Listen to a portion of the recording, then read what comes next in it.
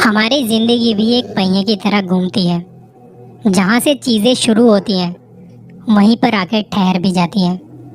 ये जो चक्र है हमें उसी राह पर लाके छोड़ देता है जहाँ से शुरुआत की थी, क्योंकि हमारे कर्म हमारी नियति से जुड़े होते हैं। राजस्थान का कोटा शहर, कोटा को भारत की कोचिंग राजधानी भी कहा जाता है। हर साल यहाँ लाखों की तादाद में छात्र आते हैं, अलग अलग परीक्षाओं की तैयारी करते हैं। कोटा की स्थापना 13वीं शताब्दी में बूंदी के शासक समरसी के पुत्र जैत सिंह ने की थी। उस समय कोटा के स्थानीय शासक कटिया भील को परास्त करके कोटा नाम से इस शहर की नींव रखी गई थी। कोटा शहर को भारत के बड़े जिलों में गिना जाता है। कोटा शहर का इतिहास राजस्थान की संस्कृति और कला साहित्य को दर्शाता है। कोटा का इतिहास बड़ा गौरवशाली रहा है, लेकिन बात आज यहाँ कोटा के इतिहास की नहीं बल्कि एक हॉन्टेड हॉस्टल की है। जी हाँ, राजस्थान में ऐसी कई सारी हॉन्टेड लोकेशन हैं जिनके बारे में तरह तरह की कहानियाँ हैं। कुछ कहानियाँ और लोकेशंस बड़ी प्रसिद्ध हैं, जैसे कि भानगढ़, कुलधरा, चांद बाउली। लेकिन कोटा का नाम भी ऐसी कई कहानियों के साथ जुड़ा हुआ है, और उन्हीं में से एक कहानी है मेरे हॉस्टल की, जहाँ मैं रहा करता था अपने 3 दोस्तों के साथ जब हम यहाँ से कोचिंग ले रहे थे। नवंबर 2014 में जब हम चारों ने डिसाइड किया था कि कोटा जाएंगे और वहीं से आगे की पढ़ाई करेंगे। इसके लिए हमने अपने परिवार के लोगों को बताया और उन्होंने हाँ भी कह दिया था, क्योंकि पढ़ाई के लिए जाना था ना। अब जब ये हुआ, हमने ज़्यादा समय बर्बाद ना करते हुए 1 हफ्ते के अंदर की टिकट बुक कर ली थी वहाँ जाने के लिए। दिल्ली से कोटा का बाय रोड का जो रास्ता है तकरीबन 450 किलोमीटर का, 7-8 घंटे में आप वहाँ पहुँच जाते हो। जिस रात जाना था, घर वालों ने कहा कि किसी चीज़ की ज़रूरत हो तो बताना और फ़ोन करते रहना।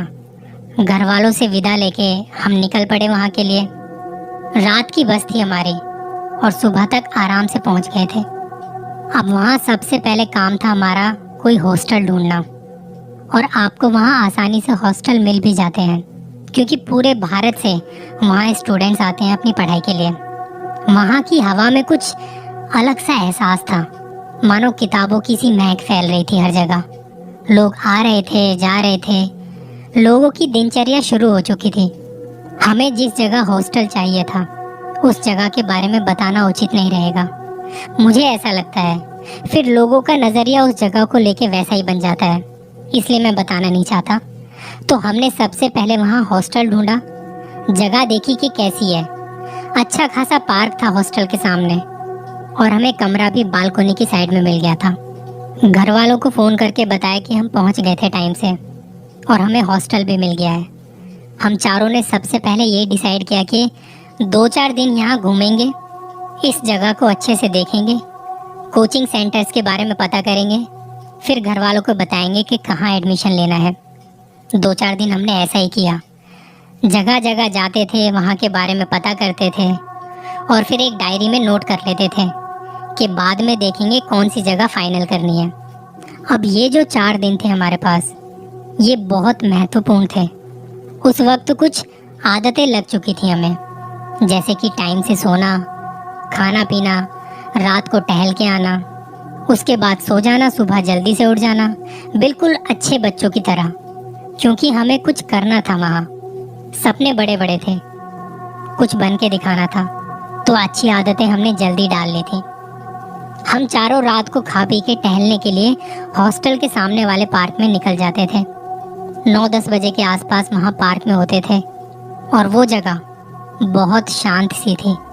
बस कुछ पक्षियों की आवाज़ें आती थी, ना लोगों का शोर, ना कोई ट्रैफिक। ज़्यादा बड़ा पार्क नहीं था, पर टहलने के लिए ठीक ठाक था। मैं जब भी वहाँ घूमता और घर वालों से फ़ोन पे बात करता, तो मेरे तीनों दोस्त एक बेंच पर जाके बैठ जाते थे। मैं उनको इशारा करता कि चलें, तो वो हाथ के इशारे से रुकने को कहते और वहीं बैठे रहते। बिना एक दूसरे से बात किए वो काफ़ी देर तक वहाँ बैठे रहते थे। जब उठ के जाने लगते थे तो मैं भी उनके पीछे पीछे चलने लगता। अपने हॉस्टल के कमरे में जाते वक्त भी वो किसी से भी एक दूसरे से बिल्कुल भी बात नहीं करते थे। सुबह जब वो सो के उठते थे तो एकदम नॉर्मल बातें करते और निकल पड़ते कोचिंग सेंटर्स की तलाश में। एक दिन मैंने उन्हें कहा कि तुम लोग खाना वाना खा लेना, मैं बाहर जाके कुछ पता करके आता हूँ। उस रात मुझे हॉस्टल आने में थोड़ी देर हो गई थी, 10 बज रहे थे। मैंने अपने कमरे में जाके देखा, मुझे लगा था कि तीनों टहलने के लिए गए होंगे, पर वो सो चुके थे। फिर मैंने देखा कि कुछ खाने के लिए बचा है क्या, थोड़े से दाल चावल खाए और मैं भी सो गया। बीच रात 3 बजे के आसपास मेरी किसी चीज़ की वजह से, किसी आवाज़ की वजह से आंखें खुल जाती हैं। आवाज़ जैसे बाहर बालकोनी की रेलिंग पर कोई कुछ बजा रहा हो। चांद की रोशनी पड़ रही थी और बाहर हल्का हल्का नज़र भी आ रहा था। वो आवाज़ ऐसी थी जैसे कोई खड़ा हो वहाँ पे और रेलिंग को किसी चीज़ से बजा रहा है। मैंने बाहर जाके देखा तो वहाँ कोई नहीं था। हल्की चांद की रोशनी, ठंडी रात और उल्लुओं की आवाज़। मैं थोड़ी देर वहीं खड़ा हो गया और महसूस कर रहा था वहाँ की ठंडी हवा को, मानो कुछ कह रही हो। तभी नीचे से मेन गेट खुलने की आवाज़ आती है। देखता हूँ तो मेरे तीनों दोस्त वहाँ पार्क के अंदर जा रहे थे। उनके हाथ में कुछ सामान भी था। मैंने सोचा ये लोग इस वक्त कहाँ जा रहे हैं। वो गए और वो तीनों उसी बेंच पर बैठ गए जहाँ वो अक्सर बैठते थे जब हम टहलने जाते थे। वो वहाँ बैठे तो मैं भी फ़ौरन नीचे जाने लगा। जब मैं वहाँ पहुँचा तो वो तीनों बेंच के साथ वाले पेड़ की तरफ मुंह करके बैठे थे। वो एक उजड़ चुका सूखा सा पेड़ था जिस पे एक भी पत्ता नहीं था। चांद की रोशनी ज़्यादा थी, शायद पूर्णिमा की रात थी। कहते हैं कि पूर्णिमा की रात मन ज़्यादा बेचैन रहता है और नींद कम ही आती है। कमज़ोर दिमाग वाले लोगों के मन में आत्महत्या या हत्या करने के विचार बढ़ जाते हैं। मैं जब उन्हें देख रहा था तो एक दोस्त के हाथ में कुछ अगरबत्तियाँ थी, दूसरे के हाथ में किसी पक्षी के पंख थे और तीसरे के हाथ में एक कौवा फड़फड़ा रहा था। वो चिल्ला रहा था और देखते ही देखते दोस्त ने उसकी चोंच को पकड़कर तोड़ दिया। उसकी गर्दन में एक धागा बांध के लटका दिया वहीं पेड़ पर। कुछ मंत्र वगैरह पढ़ रहे थे वो लोग। उनकी आवाज़ सुन के मैं घबरा गया था, मेरे पैर कांपने लगे थे। तभी मुझे एहसास हुआ कि किसी ने मेरे कानों के पास कुछ कहा। वो सांसें मेरे शरीर में कंपन पैदा करने लगी। मैं हिल भी नहीं पा रहा था और तब किसी के बड़बड़ाने की आवाज़ आने लगी। मेरी समझ से परे था वो सब। अचानक से सिक्योरिटी गार्ड की सीटी की आवाज़ से मेरी आंखें खुली और मैं होश में आया। मैं फटाफट अपने कमरे में गया और वहाँ से एक पोटली लाया। ये पोटली मुझे एक बाबा जी ने दी थी जब मैं अपने दोस्तों को बोल के गया था कि तुम लोग खाना खा लेना, मुझे देर हो सकती है। तब मैंने इस हॉस्टल के मालिक को अपने दोस्तों के बर्ताव के बारे में बताया था, क्योंकि कहीं ना कहीं मुझे पहले से आभास हो गया था कि कुछ बात ज़रूर है। क्योंकि जब हम टहलते थे और मेरे तीनों दोस्त जहाँ पर बैठते थे, जिस बेंच पर, वो बेंच एक बरगद के पेड़ के नीचे था। वो तीनों कभी इतने चुप नहीं होते थे जितना उस पेड़ के नीचे बैठ के चुप हो जाते थे। तब हॉस्टल के मालिक ने मुझे बताया कि उस पेड़ के आसपास तुम्हें नहीं जाना चाहिए था। वो पेड़ एक शापित पेड़ है जिसने ना जाने कितने लोगों को अपनी चपेट में ले लिया है। तब हॉस्टल के मालिक ने मुझे एक बाबा के बारे में बताया था। मैं उनके पास गया था और उन्हें सारी बातें बताई। तब उन्होंने मुझे एक पोटली दी थी और कहा था जब तुझे लगे कि तेरे दोस्त कुछ गलत कर रहे हैं और वो उन्हें नहीं करना चाहिए तो तू उन पे ये भभूत उड़ा देना। मैंने उस पोटली को खोला और अपने दोस्तों पर भभूत उड़ा दी जैसा बाबा जी ने बताया था। उन तीनों को एक झटका सा लगा। वो उठे और हॉस्टल की तरफ जाने लगे। कमरे में जाके तीनों ने हाथ मुंह धोए और फिर तीनों ने कहा, हम अब इस हॉस्टल में नहीं रहेंगे, कल सुबह होते ही निकल जाएंगे। उस रात हम में से कोई भी नहीं सोया था। सुबह होते ही इसकी जानकारी हमने हॉस्टल के मालिक को दी और अपने घर वालों को फ़ोन पर सारी बातें बताई। हम लोग वापस से दिल्ली आ गए थे। उन तीनों में से किसी को कुछ भी याद नहीं कि वहाँ पे क्या हुआ था, पर मुझे सब कुछ याद था। मैंने देखा था कैसे वो किसी शैतानी ताकत के कब्जे में थे। सोच के गए थे कि कुछ अच्छा करेंगे, घर वालों को मनाया था, कुछ सपने थे, पूरे नहीं हुए, पर इस बात की तसल्ली थी कि हम में से किसी को भी कोई शारीरिक तौर पर नुकसान नहीं हुआ था। ये थी मेरी कहानी कोटा की। जल्दी मिलूँगा किसी और कहानी के साथ। अपना ख्याल रखिएगा।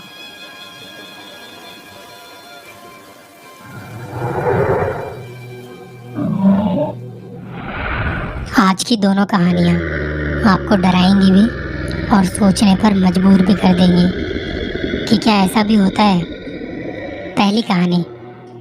कहते हैं कि रात के समय किसी पुल, नाले, नदी या कुएं के आसपास से गुजरते वक्त थोड़ा ज़्यादा ध्यान रखना चाहिए कि कहीं वहाँ कुछ गड़बड़ तो नहीं, कुछ असामान्य गतिविधि तो नहीं। कॉलेज के टाइम अक्सर जैसे पार्टी वगैरह करते रहते हैं, तो कई बार पार्टियां देर रात तक चलती हैं। ऐसी ही एक पार्टी कुछ मेरे दोस्त भी कर रहे थे। मेरे दोस्त का घर साकेत में था जहां पार्टी कर रहे थे। उन्हीं में से एक दोस्त गाजियाबाद में रहता है। उसे निकलते निकलते देर हो गई थी। रात के करीब 11:15 बजे निकला था वो। उसने थोड़ी पी भी रखी थी, पर उसने सभी को आश्वासन दिया कि वो बाइक आराम से और ध्यान से ड्राइव करके घर ले जाएगा और घर पहुंचते ही वो उन्हें फ़ोन करेगा। रात के समय अक्सर ट्रैफिक नहीं होता और जो गाड़ियां भी चलती हैं, जो गाड़ियां चलती हुई नज़र आती हैं, वो भी बड़े बड़े ट्रक चलते हैं। मेरे दोस्त को गाज़ियाबाद जाते वक्त रास्ते में एक पुल मिलता है जो एक गंदे से नाले के ऊपर से होकर गुजरता है। वो बड़े ध्यान से बाइक चला रहा था। उसे हल्की हल्की नींद भी आ रही थी। उस पुल के पास पहुंचने से पहले उसे वहां लगे बैरिकेड के पास थोड़ा आगे जाके एक लड़की दिखती है जो मदद मांग रही थी कि कोई उसे उस पुल के पार छोड़ दे, क्योंकि उसे डर लग रहा था उस पुल को अकेले पार करने में। तो मेरे दोस्त ने अपनी बाइक रोकी। उसे हल्की हल्की नींद भी आ रही थी। उसने वहां रुक के उस लड़की से पूछा, जी आपको कहीं छोड़ सकता हूँ मैं, अगर आप कहें तो उसने कहा कि आप मुझे उस पुल के पार छोड़ सकते हैं, क्योंकि पुल पे रात को अकेले जाने में ना डर लगता है। दोस्त ने कहा, जी बैठिए बाइक पे, मैं आपको आगे तक छोड़ देता हूँ। दोस्त नशे में था और थोड़ी नींद में भी। उसे पता नहीं कि कैसे बस बाइक चले जा रही थी। बाइक के एक साइड से एक ट्रक गुजरता है और ट्रक ड्राइवर दोस्त को देखकर कुछ इशारा कर रहा था, पर वो समझ नहीं पाया कि ट्रक ड्राइवर क्या कहना चाह रहा है। इतने में एक ट्रक और निकला, बिल्कुल बाइक के पास से। उसने भी कुछ कहा पर वो समझा नहीं। 3-4 ट्रक गुजरे आसपास से, लेकिन वो समझा नहीं। वो बस पूरे ध्यान के साथ हल्की हल्की नींद, नशे में बाइक चलाया जा रहा था।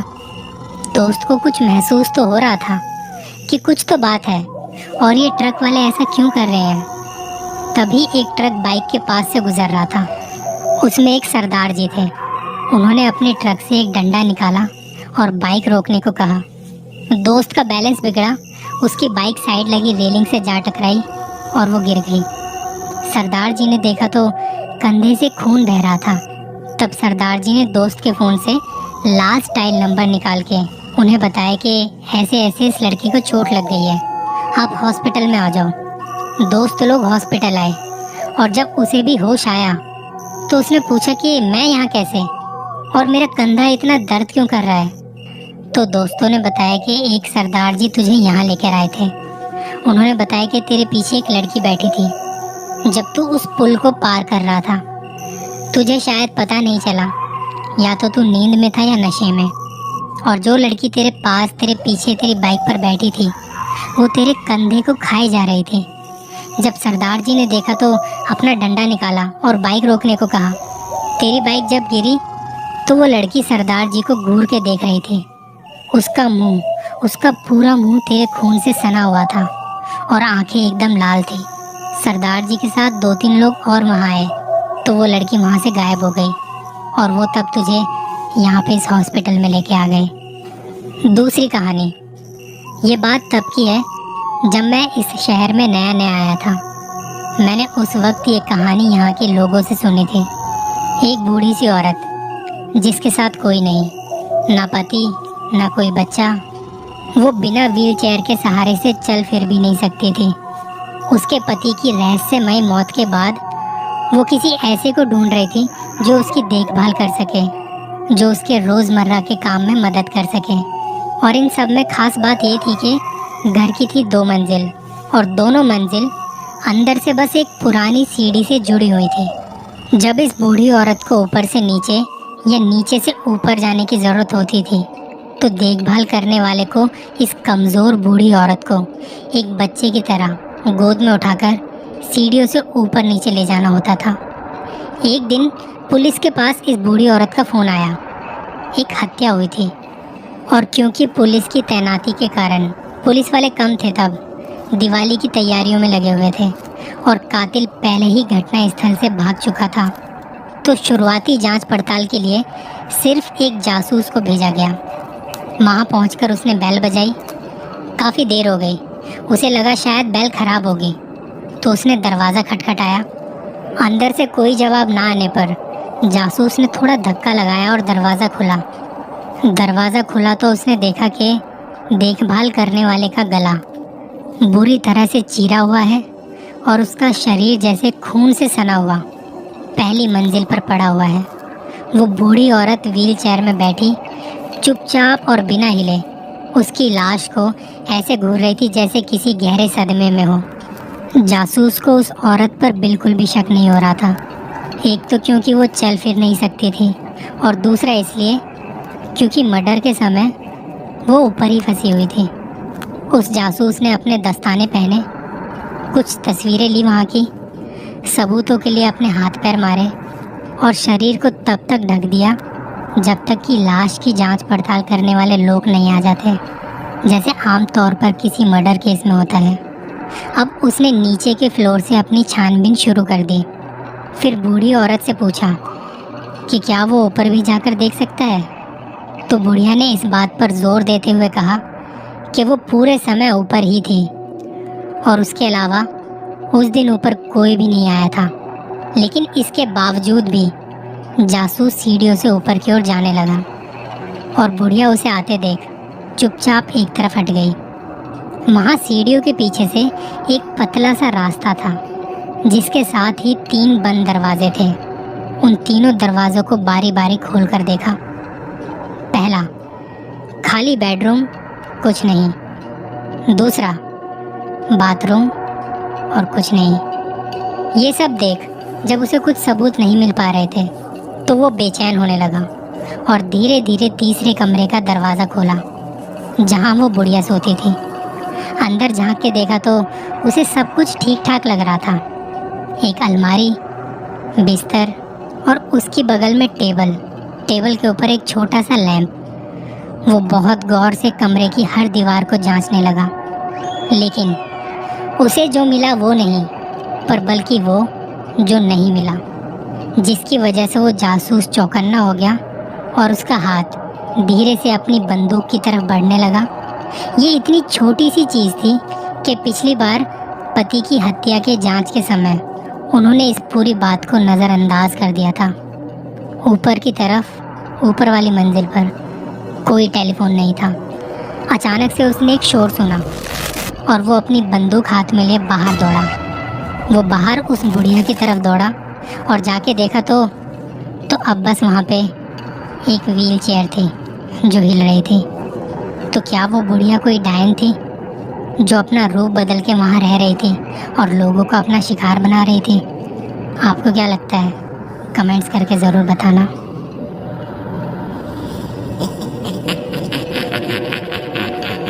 जब अपने परिवार के लोगों पर, खुद पर कोई विपदा या कोई संकट आता है ना, कोई परेशानी आती है, तो कई बार ना चाहते हुए भी कुछ ऐसे रास्तों पर चलने को मजबूर हो जाते हैं जिनके बारे में उस समय तो हमें ज़्यादा अंदाज़ा नहीं होता, लेकिन बाद में उसका परिणाम सामने आ ही जाता है।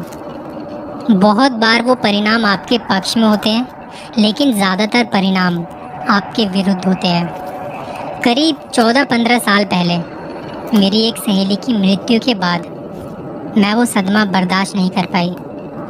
एक लड़की जिसकी उम्र 28-30 साल थी। नई नई शादी हुई थी और शादी के बाद वो मेरे रिलेटिव के घर में उनके बेटे की बहू बन के आई थी। सब कुछ हंसी खुशी चल रहा था। सारी रस्में अच्छे से की जा रही थी। घर का माहौल खुशियों भरा था। शादी के बाद जैसे नए नए जोड़े घूमने जाते हैं, वो भी गए हुए थे। घूम फिर के और कुछ खास पल साथ बिता के जब घर आए तो एक दिन दुल्हन के घर से फ़ोन आता है। उसे बताया जाता है कि तुम्हारी सबसे खास सहेली की मृत्यु हो गई है। ये बात सुन के जाहिर सी बात है उसे बुरा लगा। वो रोने लगी। तब उसके पति ने कहा कि हम चलते हैं तुम्हारे घर पर, तुम रो मत। पर लड़के की माँ को जब ये पता लगा तो उन्होंने कहा कि नई नई शादी है, नई नई दुल्हन को ऐसी जगह पर नहीं जाना चाहिए। बाकी बेटा तुम्हारी मर्जी। लेकिन बेटे को अपनी बीवी का रोना देखा नहीं गया और वो पहुंच गए उस लड़की के घर। वहाँ जाके उन्हें पता लगा कि जिसकी मृत्यु हुई है उसने आत्महत्या की है। वो किसी से प्यार करती थी, पर उस लड़के की शादी किसी और से होने वाली थी, जिसका दर्द वो सह नहीं पाई और उसने खुद को मौत के हवाले करना ठीक समझा। वहाँ जब दोनों पहुँचे थे तो उन्हें भी इस बात को सुन के बहुत दुख हुआ, बड़ा दुख हुआ।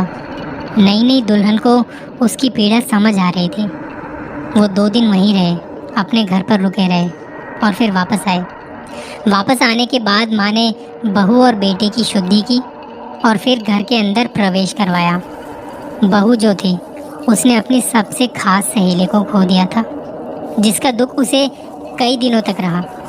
रोज़ पति को अपनी सहेली के कुछ ना कुछ किस्से सुनाती थी। कहती थी कि इतने साल हम साथ रहे, बचपन एक मोहल्ले में बीता, स्कूल कॉलेज सब साथ किया और अब उसके बिना मेरा जीना बड़ा मुश्किल सा लग रहा है, क्योंकि मेरी सुख दुख की साथी थी वो।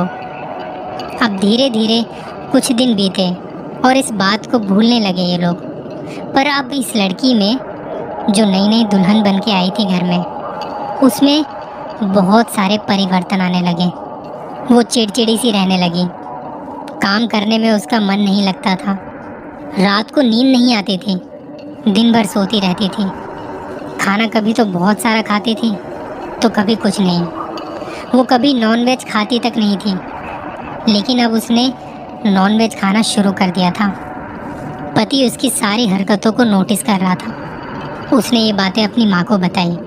माँ ने कहा कि बेटा, मैंने भी देखा है, तू एक काम कर, अपने फैमिली डॉक्टर को दिखा दे एक बार। वो दवाई वगैरह दे देंगे, वो ठीक हो जाएगी, तू चिंता ना कर।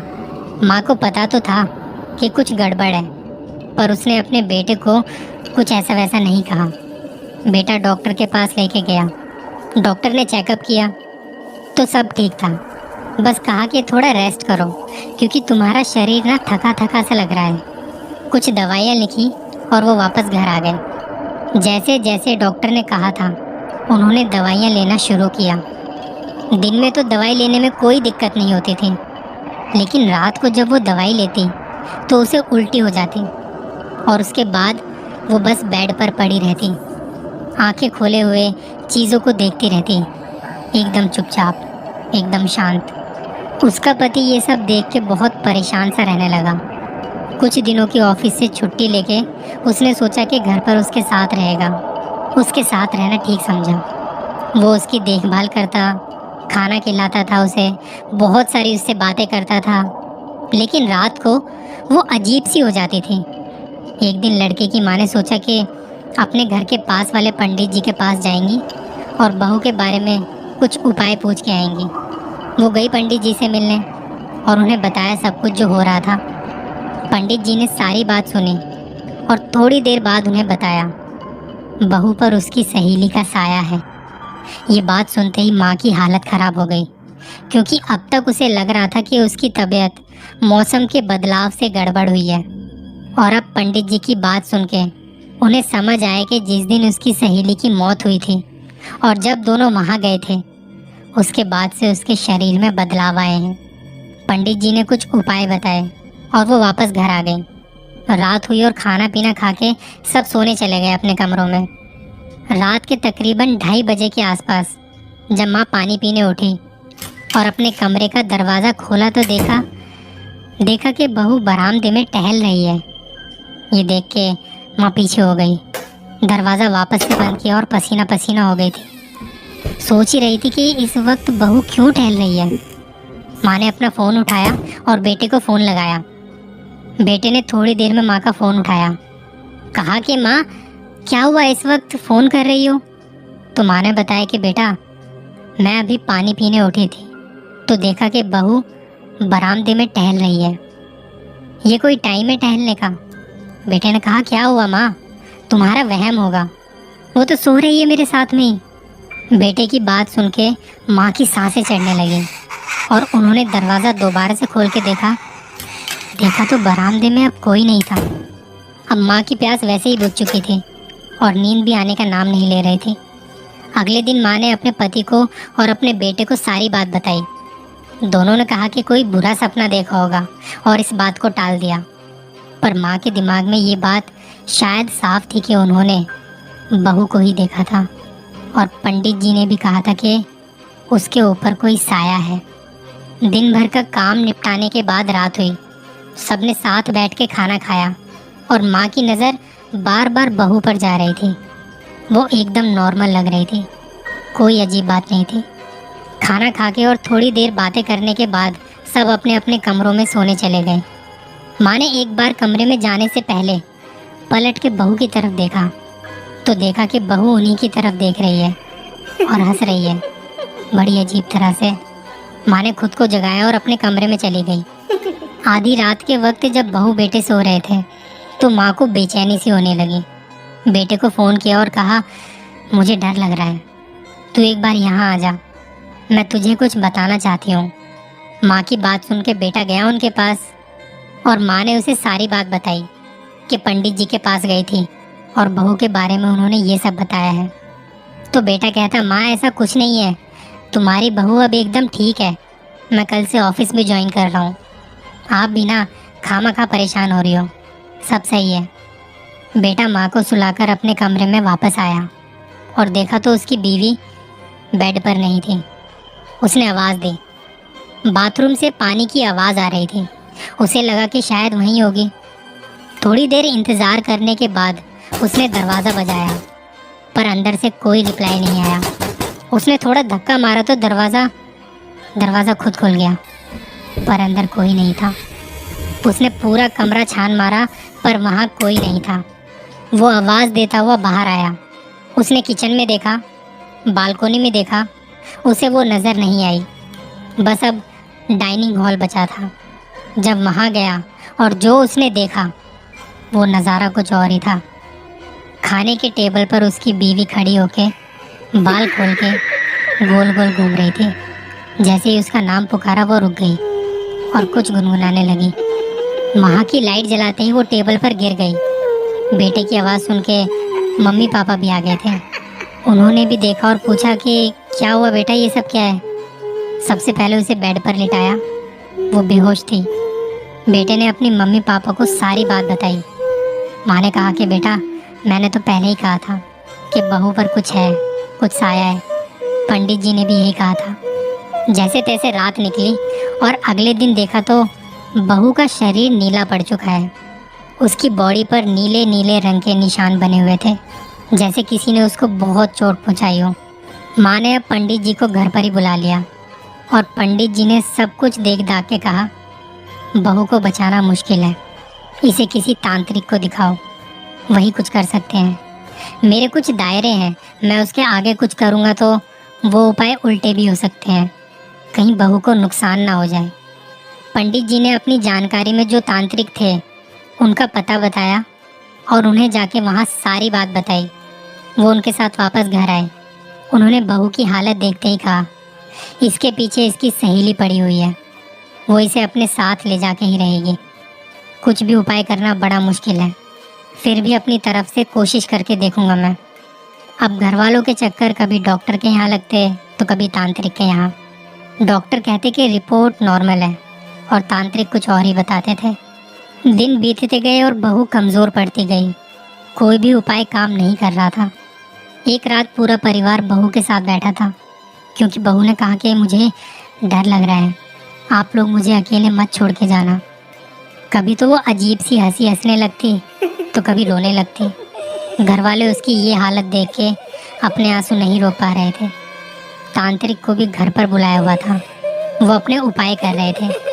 आधी रात के वक्त बहू के बदन में जोर जोर से कंपन होने लगे। सब पीछे हट गए, लेकिन उसके पति ने उसका हाथ पकड़ा हुआ था। कह रहा था तुम्हें कुछ नहीं होगा। और एक जोर के झटके के बाद वो एकदम शांत हो गई। तांत्रिक बहू के पास आया और उसने देखा कि वो अब एकदम शांत है। उसने एक कपड़े में कुछ बांधा हुआ था और बेटे को वो कपड़ा खोलने को कहा, जिसमें लिखा था, मैं वापस जा रही हूँ। प्रेम की पीड़ा को मैं अच्छे से समझ सकती हूँ। मुझे तो मेरा प्यार नहीं मिला, लेकिन तुम्हारा प्रेम मैं तुमसे नहीं छीनूंगी। और एक धुएं के साथ वो लिखा हुआ भी मिट गया। बहू को होश आया और उसे कुछ भी याद नहीं था। घर वालों ने तांत्रिक के आगे हाथ जोड़ के उनका धन्यवाद किया। उन्होंने एक घर को उजड़ने से बचा लिया था। ये तंत्र मंत्र की दुनिया बड़ी ही शक्तिशाली होती है। अगर इसका सही काम के लिए इस्तेमाल किया जाए तो एक मुर्दे में भी जान फूंक देती है, लेकिन अगर गलत हाथों में आ जाए तो बस। जल्दी मिलूंगा किसी और कहानी के साथ। अपना ख्याल रखिएगा।